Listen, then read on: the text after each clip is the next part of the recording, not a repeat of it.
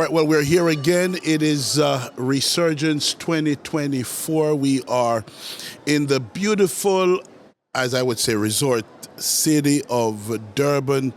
And again, reSURGEnce is just unfolding here on day 2. The excitement, by the way, is really, really high. I am here with our co-convener and host in the person of our city manager and city manager Musa Mbele. I just want to salute you, sir.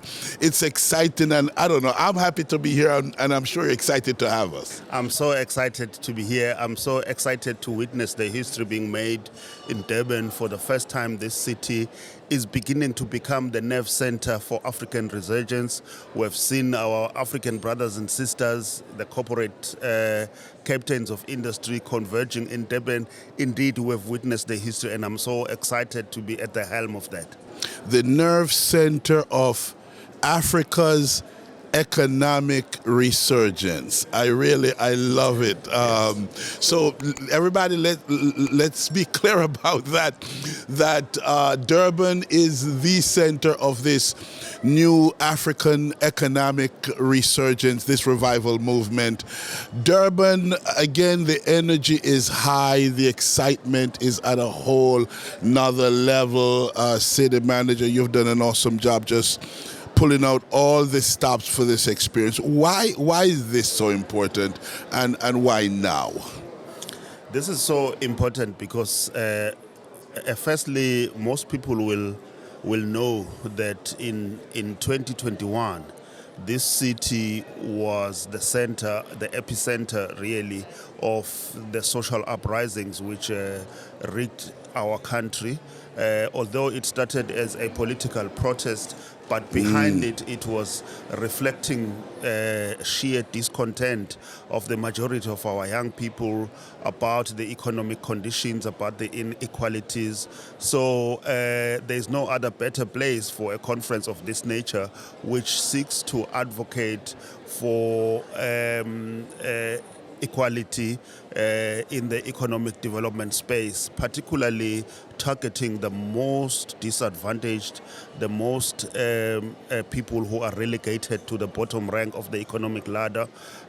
So it is very symbolic that a conference of this nature has taken place in this city. But over and above that, we are waging a revolution of a special kind. Our forefathers have done that, the Martin Luther King, the Du Bois, the Malcolm X, the Mandelas of this world. It's no longer a politically driven. It's a specific focus on individual projects and initiatives that those of us who are in the political power and those who are in the helm of various industries are basically saying, let's do these things. Let's do this thing and ensure that we change positively the lives of our people. So it is so symbolic from that particular front.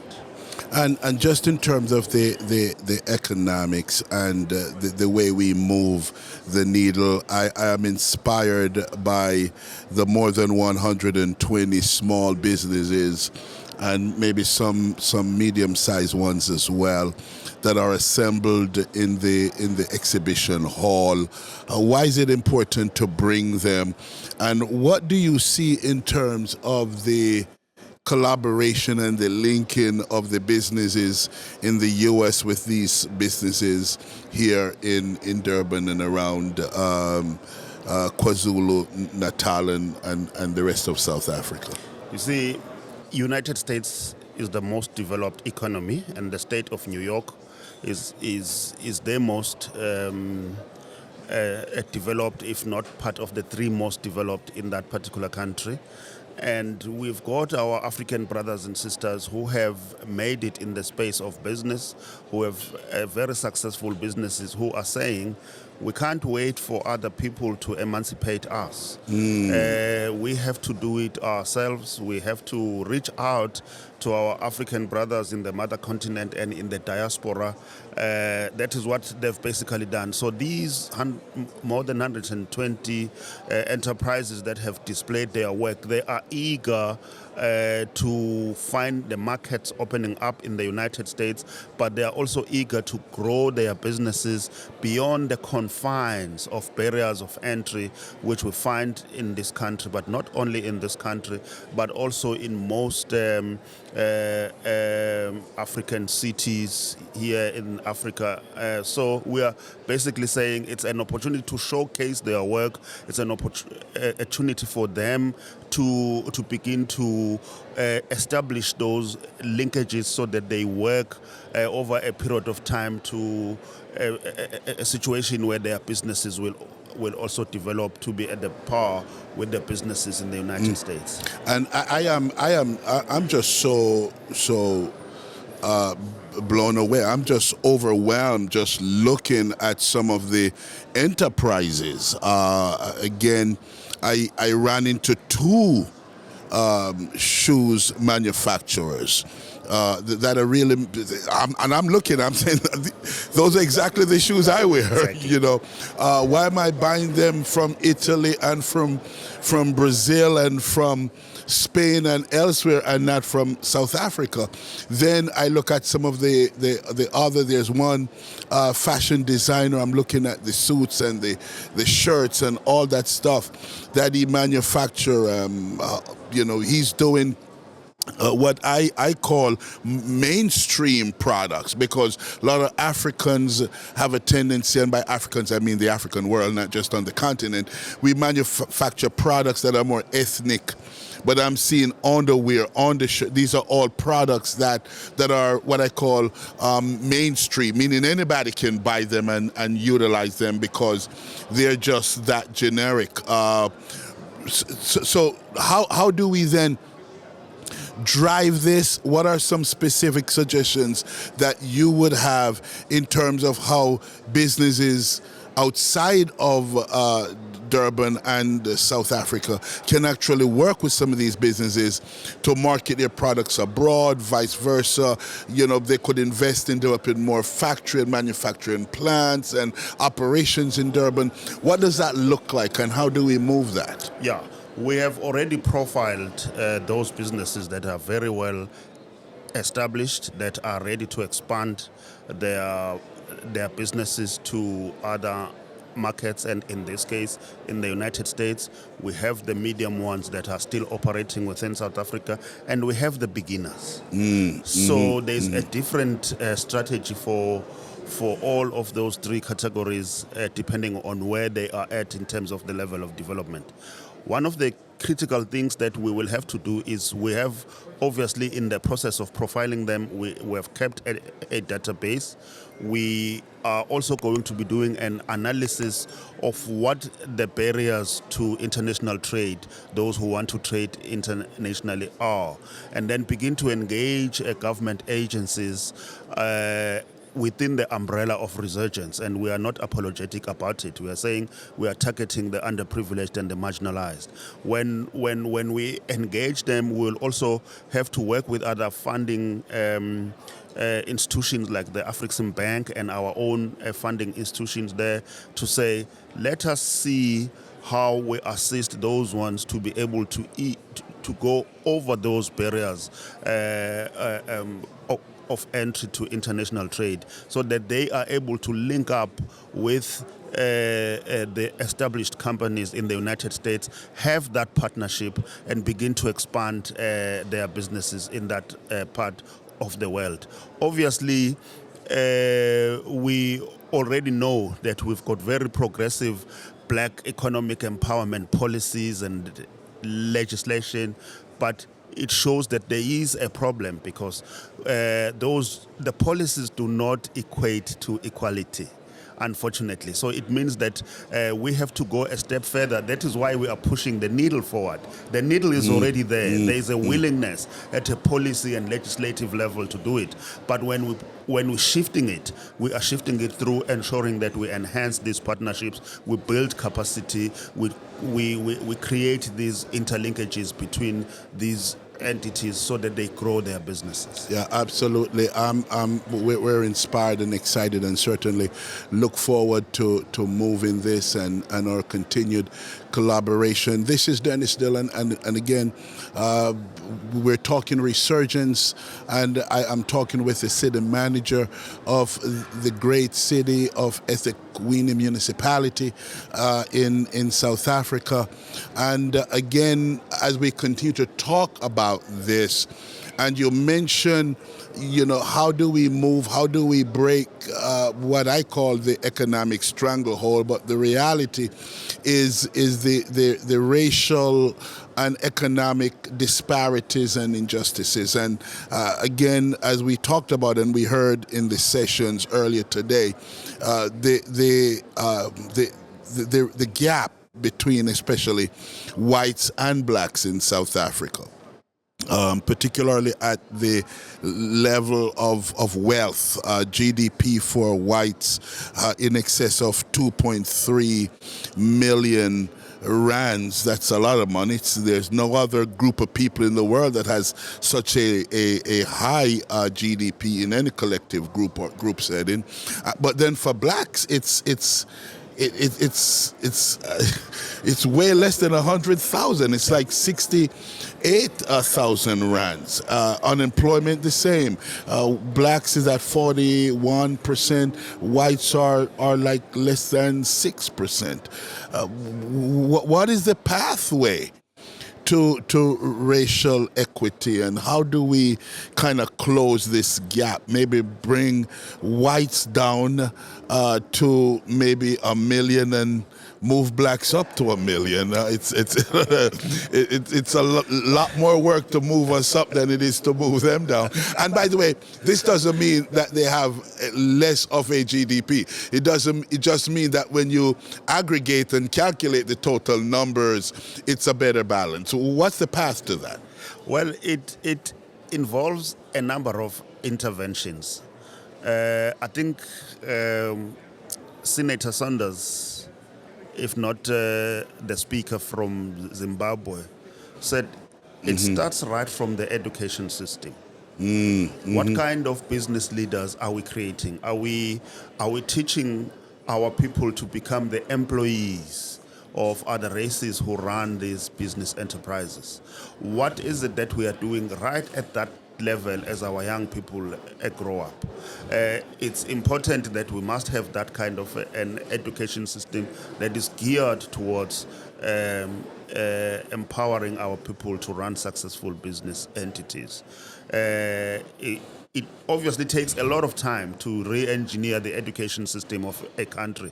It's not something that you can do overnight, but we can take the baton from when they finish their school, like those 67 learners that we identified in Ohlange yesterday. We are already saying when they finish, it's important to coach them and drive them towards a career path that will make them business leaders of the future. So the intervention by the reSURGEnce community should be at that level, and then we multiply it across the continent.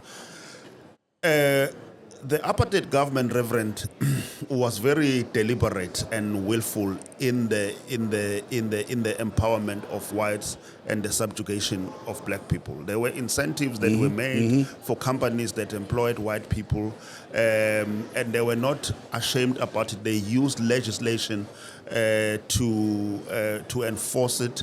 Now we have legislation, but we don't have mechanism to enforce it because we don't control the banking system. I mean, that is a reality. Even if we do come up with certain incentives, they only go this far. So what we need to do, which is what this conference is beginning to discuss as part of the interventions, is to ensure that when the companies that are offshore, like in places like the United States, when they come here to support certain companies, they must make it mandatory to say that once you are there yourself, we need for our continued support to you, we need to see how many other people are you supporting, so that the support doesn't only concentrate in the hands of the few BEE beneficiaries, a couple of black millionaires that you get, which are less than 2% compared to the total population. So it is those things that are really going to work. I doubt, from a government perspective, whether an argument that says cut their salaries. Because most of them are employed in the private sector anyway. So it's the company's decision. What do they do to retain the employees that will make a meaningful impact in their business? But it is those things that we can do at a ground level, ensure that the SMMEs that we target over time engage in activities that will ensure the multiplier effect. It's by us going out to look for funding. I was impressed, Reverend Dylan, when you talk about the target of $4 billion US dollars over the next 10 years as something that we must aspire to as the investment. That will make a big difference, because it equates to about 128 billion rands. Right, So yeah. that, if it is plowed like that, and we do it in partnership with other funding institutions in the continent, we will be able to win the war. But I don't think we can win it by doing something as drastic as saying, you stop, you have earned so much, you come up, earn so much. It's going to probably upset market conditions and cause downgrading by the rating agencies and all those problems. But we must willfully, as government, target our African people who are underfinanced and undercapacitated. Yeah, and I absolutely agree that the way forward is how do we create more opportunities, because the way to equality is not necessarily to bring others down, but to move those who are down up, which is exactly the strategy that we've laid out.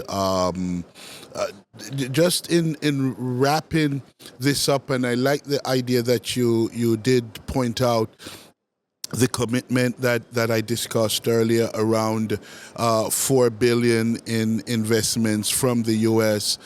For the Durban area, and I'm going to push the U.S. legislators on that, certainly from a government perspective, but certainly private investors and others as well doing the same. Can you put your fingers on a couple of key industries, sectors, areas of focus that you think we could collectively target that will really inspire investors to say, wow, this sounds good, let's do it? Yeah. Firstly, the property sector is the way to go. It's long-term in nature. It reaches multiple generations. So if you have done it well, a third generations or fourth generations down the line will come out better, because you've got a solid a sector that works for everybody. And we already have a number of engagements here. Some of the delegates that have come here have also identified those opportunities in the timeshare. We've got players like the Amani Property Group that also want to introduce their product here. And we are insisting, as it is part of the policy for support that we will give, that in sectors of that nature there must be that targeted empowerment of black people as part of, and they have those players agreed that it is a good approach. The second sector is really in the art and creative sector, the film industry, the creative music and art. It is very big in Durban. Durban is the center of culture and art, really, in South Africa. This is the home of Sarafina. This is the home of Lion King and stuff like that. So the people, even though they moved to Joburg, but they are from in the surrounding townships, in Kwamashu and places like that, but obviously they had to move to Joburg. But that underscores the type of talent. Rev, I'm so happy to also announce that when I went to Los Angeles, I discovered that this talent is already being exposed. There's going to be a movie that's going to be on Netflix, which is acted upon by the actors from the United States and actors from South Africa. Naymap is in that movie. It's called A Christmas in Durban. So it was shot in the United States, in some parts of Durban. It markets this city in a manner never been seen before. Reverend, starting this evening, we also have a Durban Film Mart. All the captains of industry in the film sector are also coming down to Durban, starting from this Friday until next week, Monday. So this is already a sector where we have a lot of alignment with what is happening in the United States. Then food is the future, Reverend. The population is growing. Food security is an issue. So there is also a willingness and an interest in investing in agriculture and innovative ways of agriculture to ensure that there's food security, but also for business purposes, agro-processing, aquaculture. We are a coastal city. Then there is tourism. Tourism is our mainstay here in Durban, and we want to become the tourism capital of South Africa. We already are South Africa's playground. That's how we market ourselves. A lot of big events happen here. We've had 3 big events in succession in this city, and we want to continue the momentum. And then also in infrastructure and related sectors. So those will be, in my view, the start, because there is already some work and it is linked to available talent. I like it. I love it. And I like the fact that, you've kind of laid out some key areas, and in a lot of cases they are all interrelated. Thank you so much, the city manager of Durban, again, the Honorable Musa Mobele, and thank you so much. Keep up the great work. And listen, this resurgence movement, this resurgence journey continue, and obviously we're just laying the foundation to move forward with more exciting things. Thank you so much for your time. God bless you. God bless you.